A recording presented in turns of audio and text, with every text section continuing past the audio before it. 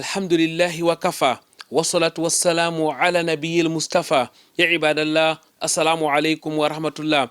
Frères et sœurs, dans la foi, le 27 décembre 1981, Luc Bell dirige sa dernière messe dans une église presbytérienne du Cameroun. Quelques 2 mois après, notamment le 19 février 1982, il atteste la foi islamique et devient Bel Mahmoud. Depuis lors, c'est un homme engagé dans l'appel vis-à-vis de l'islam.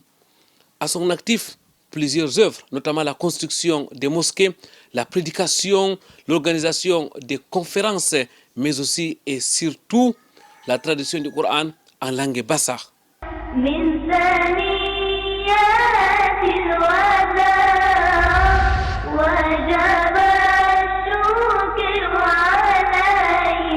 Très chers téléspectateurs, mesdames, mesdemoiselles, messieurs, bienvenue dans la bibliothèque de Sa Majesté Imam Bel Mahmoud, suite et fin de l'entretien portrait avec notre invité. Ça sera bien sûr dans le cadre de l'entretien.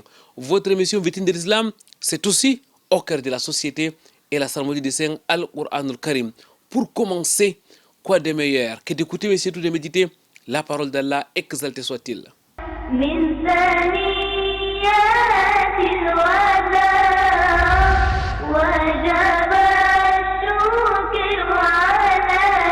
أعوذ بالله من الشيطان الرجيم بسم الله الرحمن الرحيم وإلهكم إله واحد لا إله إلا هو الرحمن الرحيم إن في خلق السماوات والأرض واختلاف الليل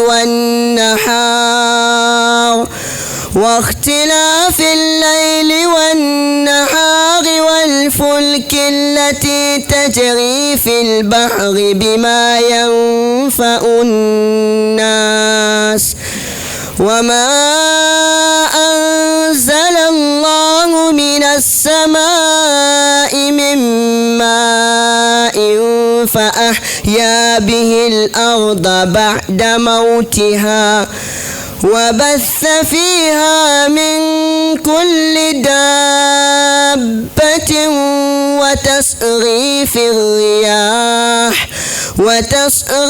الرياح والصحاب المسخر بين السماء والأرض من ثنيات الوداع وجب الشكر علينا رب اشرح لي صدري ويسر لي أمري واحلل عقدة من لساني يفقهوا قولي اللهم لا علم لنا إلا ما علمتنا إنك أنت العليم الحكيم ربي زدني علما. Mesdames, Mademoiselles, Messieurs, une fois de plus, ahlan wa sahlan wa marhaban bikoum. Bienvenue à Ngodiba Koko, un quartier périphérique de la cité économique du Cameroun. Bienvenue précisément dans le domicile de Sa Majesté Imam Bel Mahmoud. Nous sommes dans la bibliothèque où nous sommes reçus par le maître des lieux, Imam Bel Mahmoud. Assalamu alaikum wa rahmatullahi wa barakatuh, ya Imam.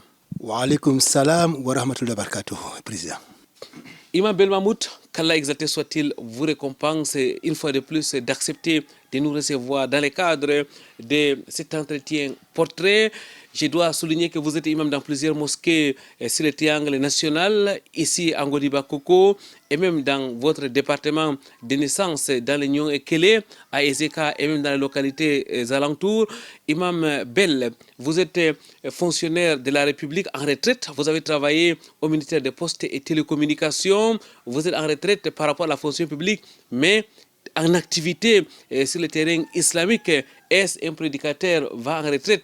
Vous êtes imam enseignant très actif sur les terrains en ce qui concerne la prédication. Imam Bel Mahmoud, c'est en 1982, notamment le 19 février, que vous embrassez la foi islamique on va le dire ainsi. 5 ans après, vous construisez une mosquée dans votre village. Après donc l'islamisation de votre maman, mais aussi de votre grand-mère, qu'Allah exalté soit-il vous récompense. Après, c'est une série d'activités, d'initiatives pour la communauté musulmane. Aujourd'hui, vous êtes un imam plein. Vous avez organisé beaucoup de conférences spécialistes de la théologie comparée. Vous avez surtout traduit le Coran en langue bassa, votre langue maternelle.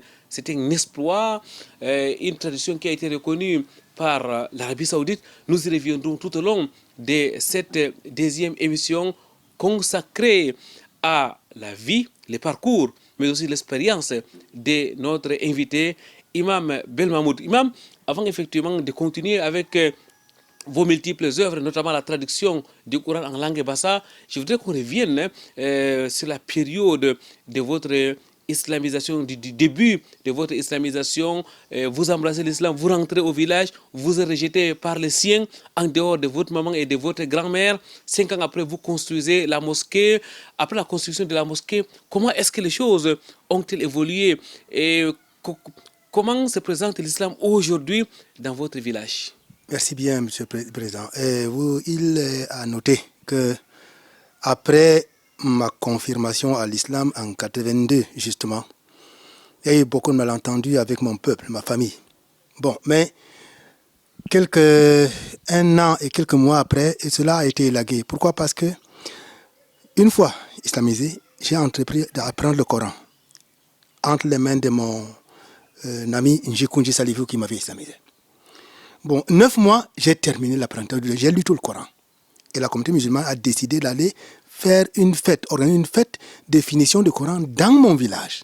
C'est comme ça qu'une délégation des musulmans, partis de Yaoundé, des Eka, de Fumban, de Fumbout, se retrouve le samedi 3 avril 1983 dans mon village en Banda. Alors, on n'avait jamais vu autant de gens que le jour-là. Et il y avait un chef de district qui s'appelait Abdoulaye Aïto à l'époque. Je n'étais pas informé. Il apprend que les Aoussa et les musulmans vont venir dans le village de Ben Mahmoud, le jeune là. Il est venu ce jour-là. On m'a fait lire le Coran là. Bref, je résume en disant qu'on m'a fait lire le Coran le jour-là. Et pendant que les gens m'ovationnaient, les musulmans me portaient, ils criaient Allahu Akbar, Allahu Akbar. Mon village, les gens de mon village se sont levés pour dire que bon, notre enfant leur a montré que lui aussi, il n'est pas n'importe quoi. Et il y a une information qu'on a sortie le jour-là. Les gens ont commencé à faire attention aux Aoussa. Ils transforment les gens en des bœufs. La peur a été lancée dans le cœur de ma famille. Et par peur qu'on ne fasse quelque chose qui va faire qu'on transforme quelqu'un en un bœuf, l'harmonie a commencé à naître séance tenante. C'est comme ça que mes parents sont venus me porter aussi le jour-là. Et c'était la fin de la période, comment on appelle, de la mise en quarantaine. C'est la fin de la quarantaine. À partir de ce moment-là, j'ai eu la permission de commencer à entrer dans les maisons de mes parents et ainsi de suite. C'est comme ça que j'ai entrepris aussi dès cette période-là. Puisque j'avais déjà une maman et quelques personnes musulmanes dans mon village, j'ai entrepris avec mon petit frère Bel Idriss. De temps en temps, on prend une période de 3 jours. Je marche avec lui sous les arbres pour aller visiter les anciens qui s'étaient islamisés et qui n'avaient jamais rien appris de l'islam, qui n'étaient musulmans que de nom. On faisait parfois 5, 6, 7 kilomètres, on passait quelques jours pour parler de l'islam. Et je profitais comme ça pour présenter l'islam aux gens. Et c'est comme ça que des gens comme Daouda Mbelek se sont islamisés. Et les Aïcha Ngobukok, ils sont islamisés en cette période-là. J'ai fait les marches sous les arbres avec mon petit frère. C'est comme ça que l'islam a continué. Et c'est à cette période aussi que le chef de village, qui commençait à s'intéresser à l'islam, il m'a demandé de lui chercher un Coran en français. Malheureusement, je n'ai pas pu le trouver. Il a décédé. Mais c'est son successeur qui s'est islamisé en 2002, lorsqu'on est venu inaugurer la mosquée construite sous l'initiative de la WAMI et en remplacement ou à côté de l'ancienne mosquée que j'avais construite. C'est comme ça que le chef du village, actuellement en Banda, s'appelle Bikoko Amadou. C'est le seul chef du village. Parmi les 29 villages du département de Nyongo-Okili, le seul qui est musulman pour le moment, parmi les chefs du village.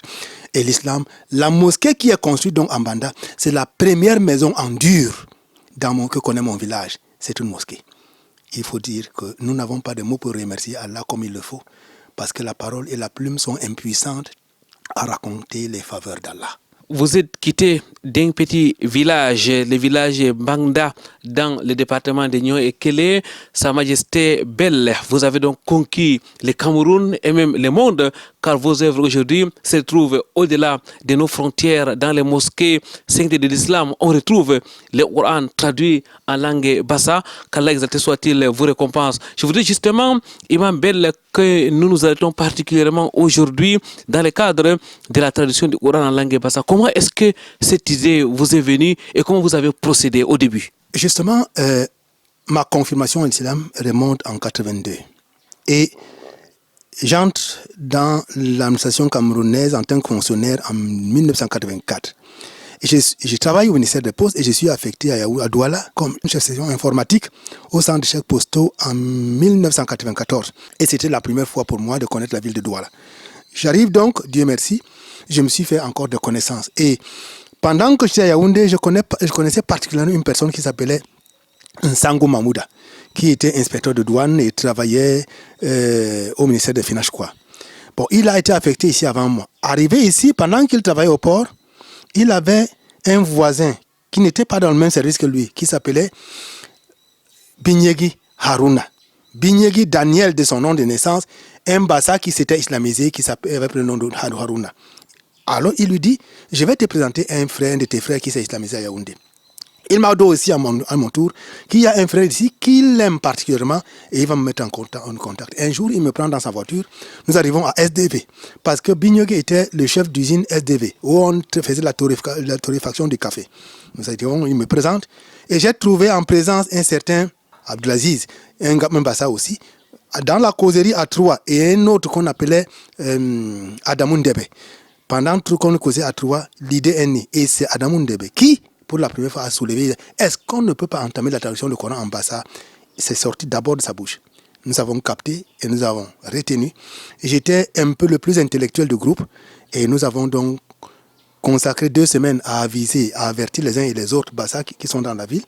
Et 2 semaines après, nous avons commencé effectivement. J'ai commencé à traduire la sourate Fatiha, les 3 dernières sourates. J'ai présenté à l'Assemblée, on a validé et c'est comme ça que ça a traversé. Donc, la traduction proprement du Coran en langue bassa a commencé le samedi 9 janvier 1999 ici au port de Douala. Et ensuite, Sa Majesté Belle, comment est-ce que les choses se sont déroulées par rapport à cette traduction? Nous avons travaillé quelques jours à SDV, dans les bureaux de SDV. Nous sommes partis à la mosquée de Al-Hajj Mokhtar, qu'Allah lui pardonne, à Noubel. C'est là où nous avons travaillé 2 séances et on a continué à la mosquée qui se trouve derrière la prison. C'est là où on se rassemblait pour faire les travaux. Et chaque fois qu'on se rassemblait, je prenais soin de prendre la liste des gens qui avaient participé. Ça fait le rapport qui est annexé au Coran aujourd'hui. Donc, une fois, on a eu quelques incompréhensions avec certains voisins. Nous sommes rentrés à SDV au bureau. C'est là où on travaillait presque tous les week-ends. Et le travail a fini par se terminer plutôt ici à la mosquée de Ngodi Bakoko. Et j'ai dit à ce moment-là, le découragement avait déjà commencé parce qu'il y a un travail qui met 5 ans. Il y a certaines personnes qui attendaient peut-être quelques retombées financières, mais qui tardaient à venir. Or, nous avons fait une invocation quand on a commencé le travail. Nous nous sommes assis, on a prié Allah pour qu'il nous évite l'argent dans ce travail, mais qu'il fasse continuer le travail. Un de mes amis, qui était un grand directeur d'une ONG à Yaoundé, m'a demandé comment vous pouvez invoquer Allah pour qu'il vous évite d'avoir d'argent. J'ai dit, nous avons eu peur que si l'argent intervenait dans ce travail, ça allait nous disperser. Et Allah a continué à nous soutenir. Le travail a continué ici. Donc 5 ans après, en 2005, en avril, nous avons fini tout le Coran. Mais il faut dire que avant ça, qu'est-ce que je faisais? Chaque fois qu'on faisait une partie, on sortait la mouture. Ça fait pratiquement une dizaine de hizib. On l'a sorti, la date est inscrite là-dessus. Quand on a travaillé, on atteint le 15e hizib, on a sorti, ça c'est la 2e. C'est noté, tout ça, c'est la chronologie est notée pour les besoins de l'histoire. Bon. Nous avons atteint pratiquement le 30e hizib. Quand on a pris la moitié du Coran, nous avons sorti ça. Et ça, chaque fois que j'imprimais, j'ai multiplié les copies pour faire lire à l'équipe de traduction pour nous habituer à la lecture du Coran en langue bassa, parce que la lecture fait partie aussi des connaissances de la langue, la connaissance de la langue. Ça, c'est le troisième. Le quatrième, nous l'avons sorti, il était très volumineux. Nous étions déjà à 45 hizib. Donc, les 3/4 du Coran, on a sorti ceci. Et finalement, le jour où on a terminé le Coran, nous avons sorti ça complètement ici. Et ça, c'est le numéro 5. C'est ça qui a clôturé le travail. Quand nous avons terminé le Coran ici, nous avons entamé un travail. Il s'agissait de fixer les noms d'Allah, les noms exaltés d'Allah, donc les attributs d'Allah. Nous l'avons fait. C'est ça qui va apparaître dans la mouture qui va suivre et qu'on va présenter en Arabie Saoudite. Un travail fastidieux, un parcours de combattant, faut-il le dire. Imam Belmahmoud, vous avez commencé à 4, vous avez terminé à combien? Le nombre, malheureusement, n'est plus important quand on termine. Parce qu'au cours des travaux, nous avons été nombreux, nous avons atteint une trentaine. Mais au vu des découragements, en finissant le travail, nous étions à 3 malheureusement. Il y avait Belmahmoud, il y avait Abdelaziz Gouet, il y avait mon petit frère Idriss, et à 4, il y avait aussi Adamou Ndebe. Nous avons terminé ce travail ici, en Godé Bakoko, je vous dis, et c'était en avril 2005. Imam Belmahmoud, je voudrais qu'on reste quand même sur votre méthode de travail. Comment est-ce que vous vous êtes organisé pendant les 5 années pour pouvoir arriver à ces fruits? Justement, on prenait une période d'1 ou de 2 semaines. Je faisais une traduction préalable à travers des documents. Binyegui avait acheté la collection de Ibn Kathir pour nous faciliter la perception de bon sens des versets. Au vu de tous les documents que nous avions, on avait le document qui présente les kalimat du Coran, les mots du Coran, comment ça se traduit. Bon, tout ça là, ça nous meublait. Et je dois dire que parmi les gens qui nous ont aidés, il n'y a pas que les Bassa, il y a les Fulbe, il y a les Aoussa, il y a les Bamoun, bref, il y a les Guinéens, il y a les Maliens qui nous ont aidés à ce travail. Il ne faut pas penser qu'il n'y a que les Bassa qui ont travaillé. Non, l'équipe était sur le début. Chacun, quand il venait, il nous donnait ce qu'il avait de connaissances et nous, on continue le travail. Donc, on prenait une période d'1 ou de 2 semaines. J'ai préparé la traduction écrite, manuscrite, d'un certain nombre de versets. Ça peut être une sourate, 2 ou 3. Et on se rassemblait en séance, on relisait, on validait et on interpellait maintenant nos vieux qui sont au village, les anciens de l'église et autres, et nous ont aidé aussi à bien fixer les mots qui se trouvent dans le Coran. Parce que nos vieux là, ils maîtrisent aussi la langue, même s'ils n'étaient pas musulmans, nous avons besoin d'eux et ils ont contribué à la traduction du Coran. Qu'Allah les récompense. Ce fut un travail exigeant. Imam Belmahmoud, pendant la période de 99 à 2005, vous étiez complètement en off, on va dire ça comme ça, pour vous consacrer entièrement à ce travail ô combien noble. Justement, et je tiens à remercier Allah qui m'a donné un travail qui me permettait de trouver un temps pour continuer l'œuvre gigantesque qui était la traduction du Coran. Et je dois dire que pendant cette période, dans le cadre de ma fonction publique, il y a eu un phénomène. Je ne peux pas ne pas vous le dire. Le ministère des Postes, qui avait au départ 2 directions, la direction de télécommunications, la DT, et la direction des Postes, la DP, a connu la naissance d'abord d'une société qu'on appelait Camtel. Et il fallait donc que le personnel du ministère des Postes, une partie du personnel, rejoigne la nouvelle structure de la Camtel. Et moi, l'école que j'avais faite, je m'étais spécialisé en télécommunications. Donc, j'étais bien parti pour faire partie de Camtel. J'avais 4 camarades, 6 camarades, nous étions 7 dans notre promotion. Et ils ont postulé, ils ont été retenus à Camtel. Moi, j'ai refusé pour une chose. Et je me rappelle mon camarade Ebassa Sogo. Il m'a dit, comment belle, à Camtel, nous avons un salaire qui est 4 fois ce que tu as aujourd'hui au ministère. Comment tu ne peux faire le dossier? J'ai refusé, la raison était simple. Si je pars à Camtel, je suis sujet à des affectations. Et si à Douala où je travaille, j'ai des ordinateurs à mon service qui me permettent de faire le travail. Si on m'affecte dans une brousse, je ne pourrai plus continuer avec le Coran en Bassa. Certes, j'aurai un salaire exorbitant, mais je ne pourrai plus terminer le travail du Coran. J'ai préféré donc rester à Douala avec ce salaire minime, mais ô combien utile pour me permettre de continuer le travail. Imam Belmahmoud, la traduction désormais étant terminée, c'est quoi la suite? Je dois dire que le travail de la traduction est en cours. Pourquoi je dis en cours? Il est terminé, certes, La mouture que vous voyez, parce qu'après ça, la 5e, nous avons rencontré les personnels de la Bibliothèque nationale. C'est eux qui ont relié le Coran en cette forme. Et c'est cette forme que nous avons amenée, j'ai amenée en Arabie Saoudite en 2008. Après avoir déposé au ministère de la Culture, bien entendu. Et là-bas, ils ont travaillé, ils m'ont envoyé premièrement cette mouture. Ça, c'est le Coran en 3 tomes. C'est le Coran en Bassa venu. La présentation qu'on m'a faite de Mujamma, donc du complet du roi Fahd, qui m'ont envoyé. Les 3 tomes là, ça forme un seul Coran. Ils m'ont montré comment ça allait se présenter. Et ils m'ont envoyé la préface qui était en arabe. Il fallait la traduire en Bassa pour qu'on finalise le travail. Dès que j'ai envoyé la traduction en Bassa, ils ont sorti le Coran en Bassa définitivement, comme ceci, ils ont envoyé au Cameroun. Donc c'est le Coran en Bassa, la première version. Dans leur habitude, chaque fois qu'ils traduisent le Coran en une langue, ils vous donnent 4 à 5 ans. Si vous avez retrouvé une petite coquille, ou bien quelque chose à redire, faites le rapport. C'est pour ça qu'en 2020, j'ai fait le rapport et la prochaine parution est en cours. Et elle va arriver avec quelque chose d'ajout, Inch'Allah. Parce que c'est presque prêt. Voilà. Donc, le travail qui va être ajouté, c'est ça qui me permet de répondre à votre question. Je suis en train de travailler avec mon fils qui est doctorant à l'Université internationale d'Afrique. Nous traduisons les livres.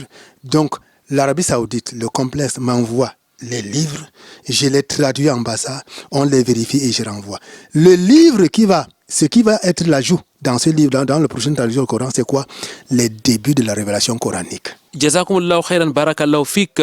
L'Arabie Saoudite a pris plusieurs années. Quand on sait que l'Arabie Saoudite est très exigeante, ça veut dire qu'ils ont dû vérifier avant de pouvoir valider ce travail qui se trouve aujourd'hui, faut-il le rappeler, dans la mosquée sainte de la Médine. Justement, il a fallu beaucoup de temps pour que l'Arabie Saoudite accepte ce travail. Je l'ai déposé, j'étais en compagnie d'Abdelaziz Gouit, parce que j'avais dit, pour aller, il faut que, si un jour ma vie soit s'arrêter, il faut qu'il y ait un compagnon qui sache où on s'était raté pour pouvoir continuer. J'ai voyagé donc avec lui. Bon, avec beaucoup de difficultés, mais nous sommes arrivés. Et je suis entré au complexe du roi Fahd le 11 août 2008. Et j'ai rencontré le directeur adjoint qu'on appelle Dr Fa, qui a été l'enseignant de mon ami et mon cher ami Abdel Karim Abou, qui était son professeur à l'université de Médine. Nous l'avons rencontré, j'étais en compagnie ce jour-là dans Ladi Ismail, un de mes enfants sur qui j'ai beaucoup de regards.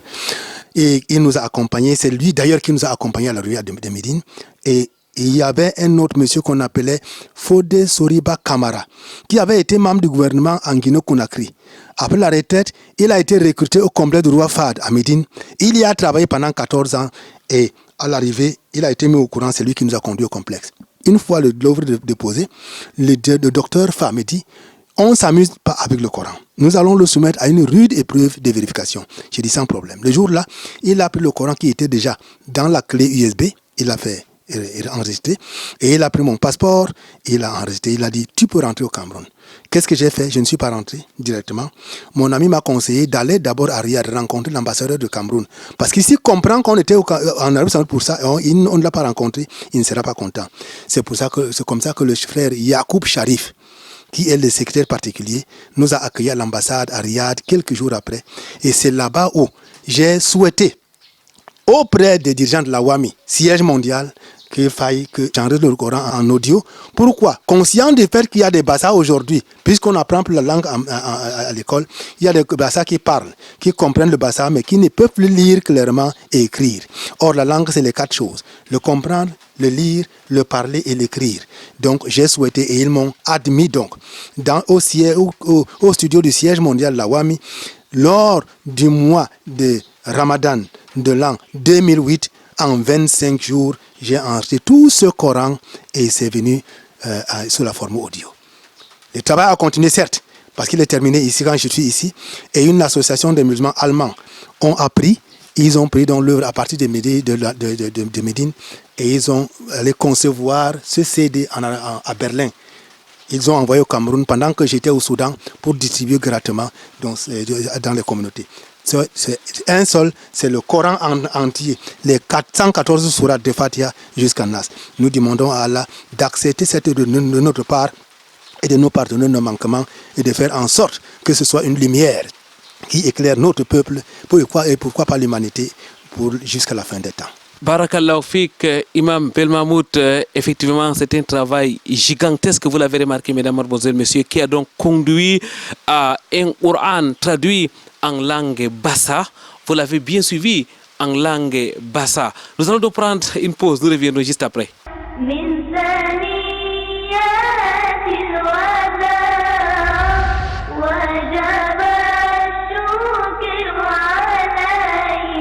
Sa Majesté Belmahmoud, traducteur, ou alors si vous voulez, l'un des traducteurs du Coran en langue bassa, est notre invité. Nous réalisons un entretien portrait avec lui depuis la semaine dernière. Nous sommes revenus de long en large, Majesté, sur votre parcours, sur votre jeunesse, votre enfance, votre parcours, votre islamisation. Aujourd'hui, nous parlons de vos œuvres, notamment la traduction du Coran en langue bassa, les produits finis est déjà disponible dans les mosquées saintes de l'Islam, que ce soit à la Mecque, à Médine et même ici au Cameroun. Avant qu'on ne prenne la pause, vous avez parlé du Soudan, Majesté.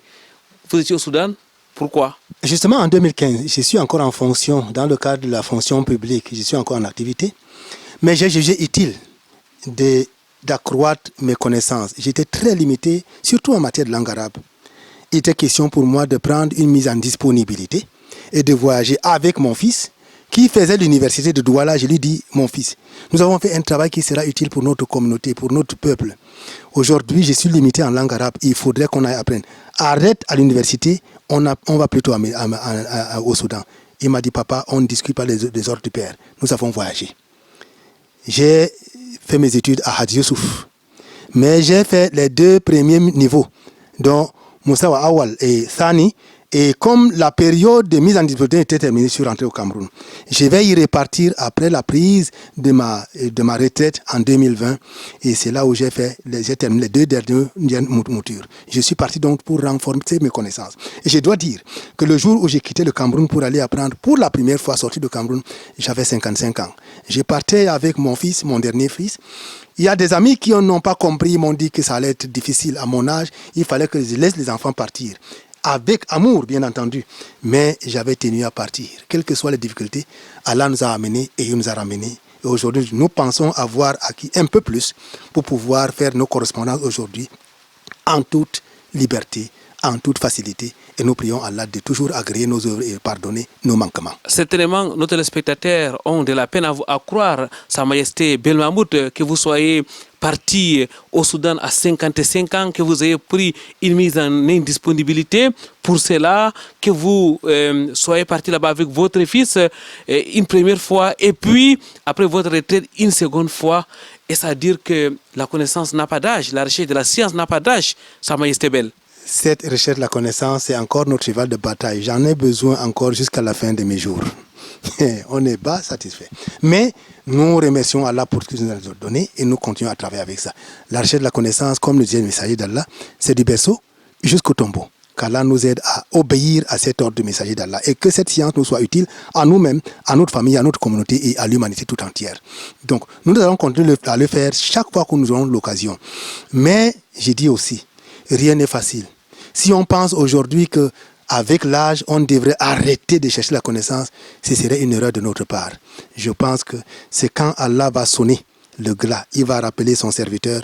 Et ça, je vais aussi vous dire, en toute franchise, que je n'avais pas pensé être encore au monde cette année. J'avais fixé mon âge, j'avais souhaité, j'avais estimé que j'allais être rappelé par Allah en 2023. Vous ne savez pas pourquoi.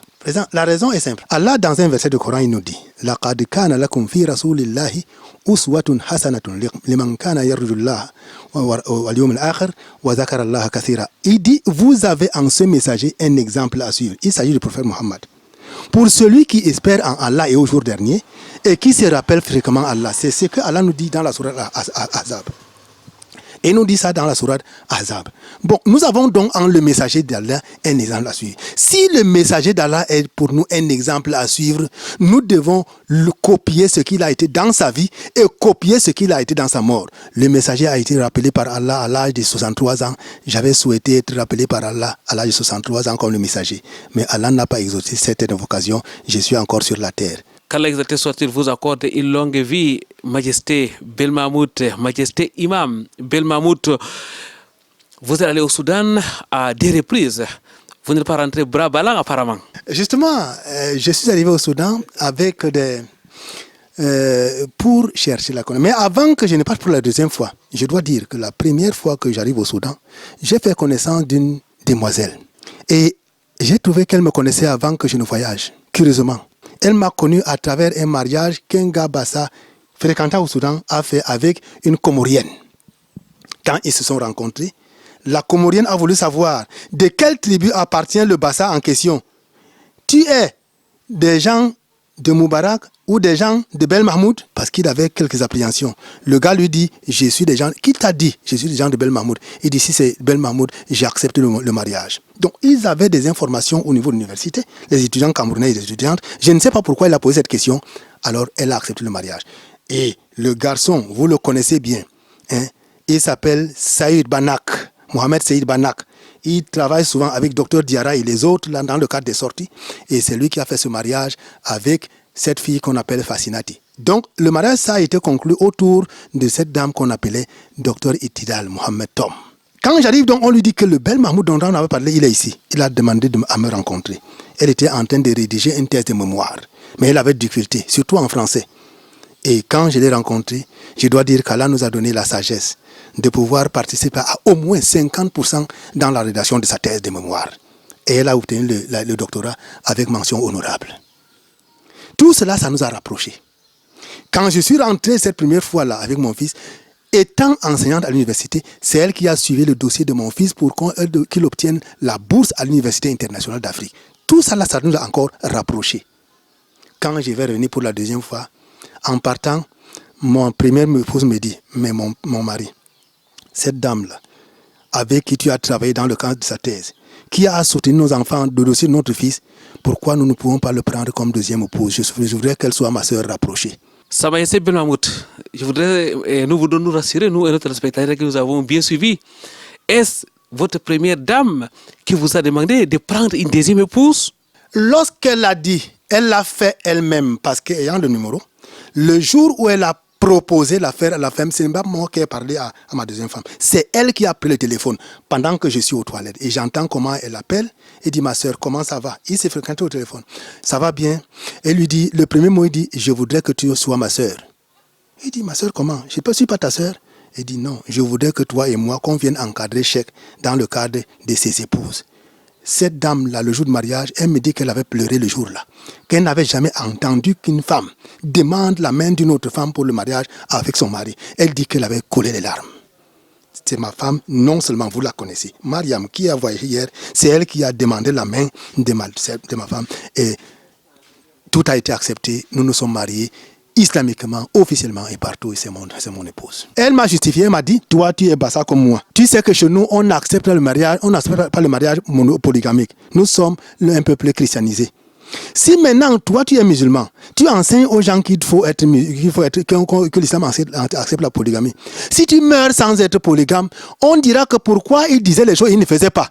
Il me dit, mon mari, je voudrais que tu sois polygame avant de mourir. Ça va venir accompagner les paroles que tu dis à ton peuple, à savoir, le musulman peut être polygame, c'est accepté par l'islam. C'est comme ça que je me suis marié. Derrière un grand homme se cache une grande dame. Mais quelle dame exceptionnelle, mesdames, mademoiselles, messieurs, de nos jours, une qui encourage son mari à prendre une deuxième femme. Imam, je voudrais qu'on s'arrête un peu sur votre première épouse. Quand est-ce que vous la prenez comme mariage et dans quelles circonstances? Justement, je me suis marié avec mon épouse quand elle venait de s'islamiser, c'était à Yaoundé, en 1985. Donc aujourd'hui, nous avons fait 40 ans de mariage. Nous avons eu 9 enfants, 3 ont été rappelés par Allah. Nous avons encore 6, donc 4 garçons et 2 filles qui sont déjà mariées. Donc, en contactant ce mariage-là, j'avais déjà 6 enfants, donc les grands.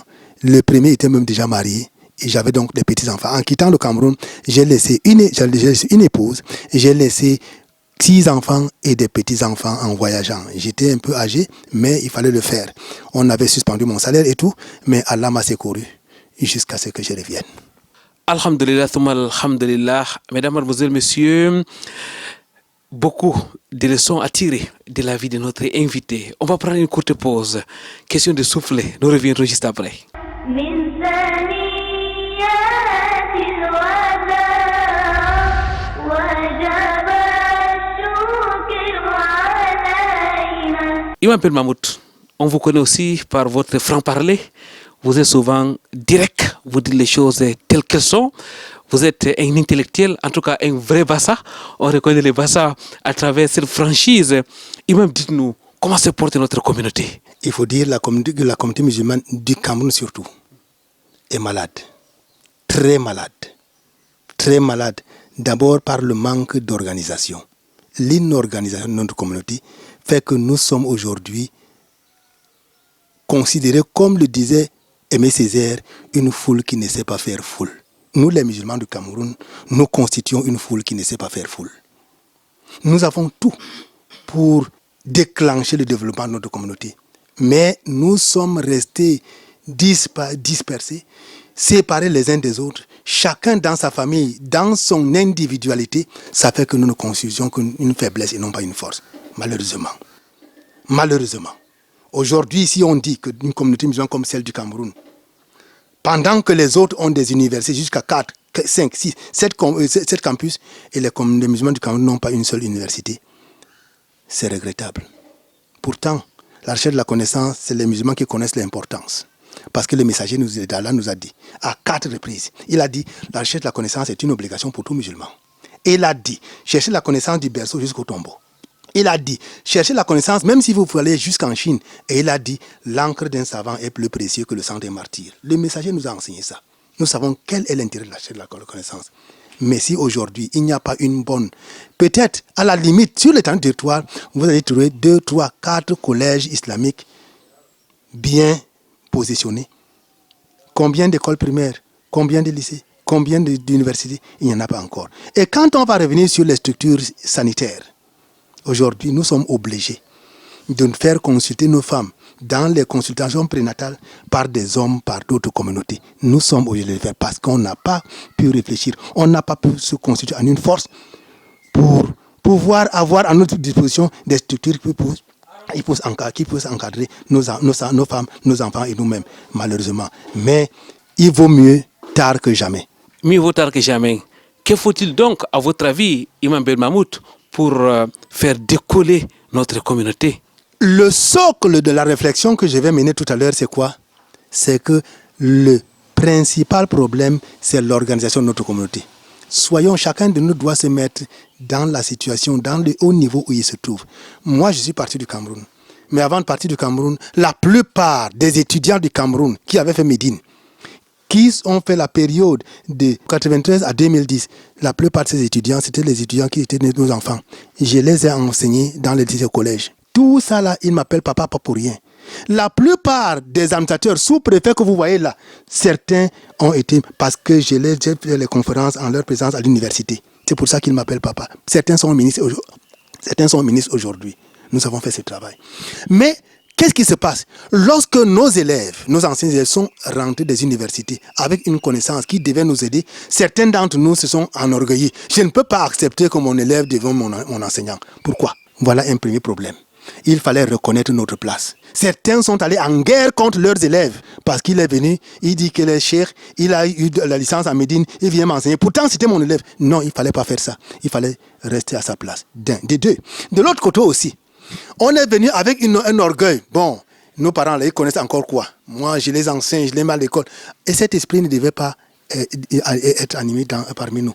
Il fallait que chacun reconnaisse sa place, qu'on travaille en symbiose, en synergie pour le bien de cette communauté, pas pour les besoins individuels, pour le bien des individus.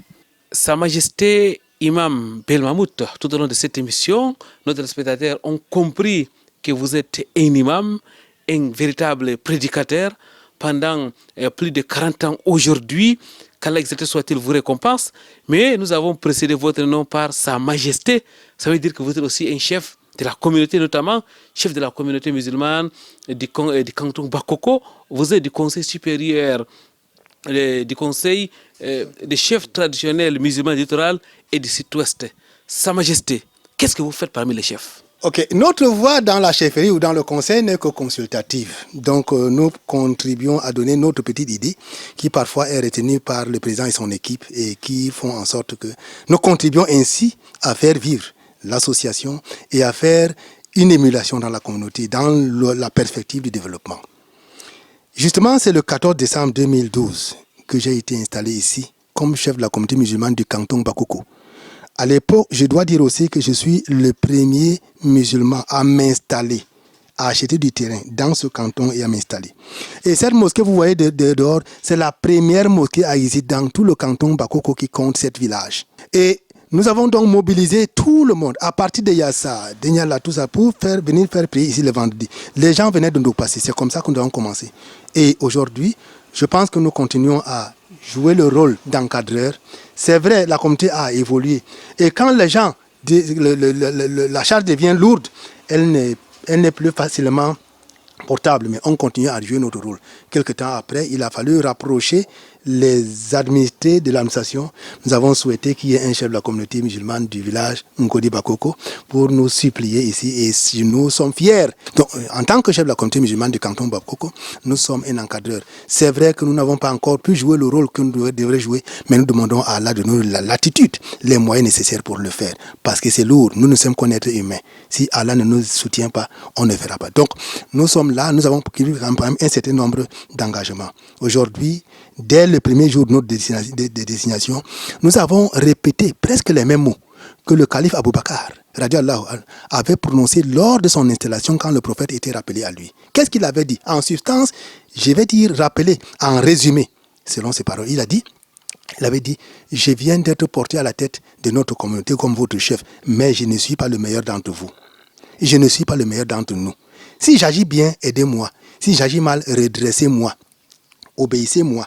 Tant que j'obéirai à Allah et à son messager, mais si je leur désobéis, alors je n'ai plus aucun droit à votre obéissance. C'était le discours du calife Abou Bakar. Et c'est ça que j'ai répété le jour de mon installation. Je continue à dire à ma communauté, si je dérape, ne m'obéissez pas. Mais si je suis sur la ligne directrice tracée par Allah et son messager, suivez-moi. J'ai prié Allah qu'il nous pardonne et qu'il nous rassemble dans le paradis le jour des comptes. J'avais oublié tout à l'heure là. Il y a un tard qui est dans notre communauté et il faudrait qu'on se départisse de ça. Ceux qui nous soutiennent apparemment en matière de religion viennent des pays étrangers. Et quand ils apprennent que quelqu'un est islamisé, on vient lui envoyer de l'argent, de l'habit, on envoie à la Mecque, tout ça là. C'est pas, j'ai toujours décrié cette façon de faire. Il faut éviter de le faire. Quand quelqu'un vient de s'islamiser, évitez de lui donner l'argent, les habits, le pouvoir, le voyage à la Mecque. La première des choses à lui donner, c'est la connaissance de sa religion. Enracinez-le dans sa religion. Si vous ne le faites pas, vous allez fabriquer les musulmans mendiants et qui vont constituer un problème pour la société. C'est le cas que nous voyons aujourd'hui, en particulier même dans le pays Bassa, où certaines personnes aujourd'hui se sont engagées à se promener partout avec le Coran en Bassa, en audio. Et quand il arrive dans un village, il fait prononcer le Coran, ça lui donne le crédit. Ça veut dire que c'est un bon prédicateur. Les gens vont s'islamiser séance tenante, comme une des personnes m'avait dit un jour qu'il a islamisé 60 personnes dans un village de Poudmakak. Ils vont s'islamiser. Bon, on va envoyer les habits, on va envoyer ce qu'on va envoyer, il va les regrouper, ils vont commencer à faire des travaux communautaires, des gens communautaires. Quand il va arriver à les escroquer, ces musulmans vont dire qu'ils sont sortis de l'islam. L'islamisation qu'on a fait à Poudmakak, quand je m'apprêtais à aller au Soudan, c'était fait par un groupe de personnes, ils se reconnaissent. Est-ce qu'il y a encore un musulman parmi aujourd'hui qui se déclare musulman? Il n'y en a plus. Pourquoi? Parce que le comportement de ceux qui ont fait ce travail-là n'a pas été à la hauteur. Et non seulement ça, on les a engagés à des voyages, mosquée après mosquée, où ils n'apprennent rien. Et il va faire 2, 3, 4 mois, il ne connaît pas faire la prière. Quand il rentre chez lui, à un moment donné, il délaisse. Il faut éviter ça. La première des choses à donner à un nouveau confirmé à l'islam, c'est la connaissance de sa religion. Si nous ne faisons pas ça, on risque de fabriquer des monstres et des gens qui vont plutôt gâter le nom de notre islam. Qu'Allah nous en préserve. Imam Belmamout, qu'Allah exalté soit-il, vous récompense. Merci de nous avoir accordé votre temps. Merci d'avoir accepté ouvrir votre vie pour nous, pour nos téléspectateurs, afin de pouvoir tirer des leçons. Vous êtes un monument dans cette communauté. Vous avez presque 50 années d'activité intense dans cette communauté. Imam Belmamout, soulignons déjà que vous êtes né en 1960. Vous avez travaillé pour l'église presbytérienne du Cameroun pendant pratiquement 22 ans, parce qu'il faut dire, c'est en février 1982 que vous embrassez l'islam. Déjà, vous avez tenu votre dernière messe dans une église presbytérienne dans votre village, notamment le 27 décembre 1981. Imam Belmamout, après votre islamisation, Allah exalté soit-il, a facilité. Votre maman vous a rejoint, votre grand-mère, votre petit frère et beaucoup d'autres frères et sœurs dans votre village. Imam Belmamout, juste après votre islamisation, 9 mois après, vous avez fini la lecture du Coran al-Karim. Vous avez été acclamé, ovationné par les musulmans d'alors ainsi que votre famille. Vous avez construit la toute première mosquée dans votre village. C'était en 1987. Imam Belmamout, vous avez continué avec des conférences. Rappelons que vous êtes un spécialiste de la théologie comparée, des conférences de haut niveau sur le triangle national qui ont permis à plusieurs Camerounais de comprendre l'islam et même de s'islamiser. Imam Belmamout, vous avez entrepris avec quelques frères la traduction du Coran en langue bassa en 1999, traduction qui s'est achevée en 2005. Vous avez déposé la mouture complète du côté de l'Arabie Saoudite, une traduction qui a d'ailleurs été validée. Aujourd'hui, le Coran traduit en langue bassa se trouve dans la mosquée de Médine et la Kaaba, ainsi que dans plusieurs autres mosquées ici au Cameroun. Une traduction validée par l'Arabie Saoudite, nous l'avons dit, mais aussi vous avez enregistré un audio de tout le Coran traduit en langue bassa. Imam Belmamout, vous êtes aussi un fonctionnaire de la République, vous êtes aujourd'hui à la retraite, vous avez travaillé au ministère des Postes et Télécommunications, qu'Allah exalté soit-il vous récompense. Vous étiez d'abord à Yaoundé, ensuite vous avez été affecté à Douala. Imam Belmamout, vous êtes marié, vous êtes polygame, malgré que vous soyez un bassa. On sait que les bassas sont en général des monogames. Vous avez 6 enfants, qu'Allah exalté soit-il les bénisse, ainsi que plusieurs petits-enfants. Sa Majesté Belmamout, vous êtes le chef de la communauté musulmane du canton Bakoko. Vous avez adhéré dans plusieurs associations au Cameroun, la JIC, la Jeunesse islamique du Cameroun. Vous avez aussi adhéré à la SIC. Vous êtes actuellement un conseiller du président national de l'association culturelle islamique du Cameroun. Vous êtes aussi de la WAMI, la World Assembly of Muslim Youth. Qu'Allah exalté soit-il récompense vos multiples œuvres. Imam Belmamout, vous avez écrit plusieurs autres œuvres. Vous êtes un intellectuel au sens propre comme au sens figuré. Aujourd'hui, vous êtes dans votre résidence, vous jouissez de votre retraite entre guillemets, car en réalité, vous êtes toujours actif, car un prédicateur ne va jamais en retraite. Vous restez un imam, un prédicateur, un étudiant dans les sciences islamiques. Vous êtes d'ailleurs parti à des reprises après que vous ayez atteint 50 ans du côté du Soudan pour augmenter votre science. Aujourd'hui, lorsqu'on vous voit, on a l'impression que vous êtes un jeune homme de 40 ans alors que vous frottez les 70 ans. Qu'Allah vous récompense de la plus belle des manières. Merci d'avoir accepté notre invitation. Vous êtes l'un de nos encadreurs. Nous avons tous bénéficié de votre encadrement lorsque nous étions à l'université et même quand nous étions élèves. Parce qu'il faut le dire, quand vous étiez à Maroua en 1998, nous étions encore là, à l'école, au lycée bilingue de Maroua. Imam Belmamout, quel est votre dernier message à l'endroit de nos téléspectateurs pour finir? Je n'ai pas trop de paroles que de prier Allah. En dernier ressort, inviter d'abord mon peuple à savoir que l'islam, c'est l'unique chemin qu'Allah a donné à l'humanité pour son salut. Et qu'il a précisé dans son livre en disant que pour lui, la religion, ce n'est que l'islam. Et il a dit, n'acceptez jamais mourir si vous n'êtes pas soumis. Et ce message s'adresse pas seulement à ceux qui ne se disent pas musulmans, même à ceux qui se disent musulmans. Parce qu'on peut être musulman de nom, mais sans être musulman parfait. Essayons de parfaire notre religion, sachant que nous sommes de passage sur la terre. Demain, Non, hier, nous étions quelque chose quelque part. Aujourd'hui, nous sommes des êtres humains sur Terre. Demain, nous ne serons plus là. Et on va traîner avec nous seulement l'œuvre qu'on a faite par rapport à les intentions divines d'Allah qui nous a dit qu'il nous a créés seulement pour qu'on l'adore. J'ai prié Allah qu'il nous pardonne nos erreurs, qu'il guide notre fin vers sa miséricorde et surtout qu'il illumine mon peuple, qu'il illumine mon peuple, qu'il illumine mon peuple et mon peuple et qu'il illumine le Cameroun et le monde entier pour que la connaissance de ce qu'on doit faire soit faite. Que ce que chacun de nous doit faire, qu'il le fasse avant de quitter ce monde. Parce qu'on n'a qu'un seul passage. Quand on va quitter ici, on n'aura plus l'occasion de revenir. Qu'Allah guide notre fin vers sa miséricorde. Qu'il nous pardonne nos omissions, qu'il soit avec nous et qu'il ne soit pas contre nous. Et qu'Allah porte secours à nos frères qui souffrent en Palestine, qu'il leur donne la victoire sur le peuple mécréant. Qu'Allah soit avec nous donc et qu'il ne soit pas contre nous. Wassalamu alaikum. Jazakumullah khairan ya imam. Merci à vous Calvin Tekam pour avoir assuré la partie technique de cette émission. Merci à vous très chers téléspectateurs. Qu'Allah vous récompense pour votre aimable attention. Nous vous laissons donc méditer sur ces versets du noble Coran. Allah dit Kuntum khayra ummatin ukhrijat lin-nas ta'muruna bil ma'ruf wa tanhauna 'anil munkar. Vous êtes la meilleure des communautés qu'Allah a fait surgir sur cette terre. Vous appelez au convenable et vous interdisez les blâmables. Voilà un verset qui résume la vie de notre invité, Sa Majesté Imam Ben Mahmoud, qui a consacré toute sa vie et qui continue encore d'y consacrer cette vie à l'appel vers l'islam. Vendredi prochain, ça sera un autre jour, Inch'Allah, une nouvelle émission des vitrines de l'islam. D'ici là, wa'atasimu bihablillahi jami'an wa la tafarraqu. Cramponnez vos câbles d'Allah et ne vous divisez point. Subhanakallahumma wa bihamdik. Ashhadu an la ilaha illa anta astaghfiruka wa atubu ilaik. Wassalamu alaikum wa rahmatullahi wa barakatuh.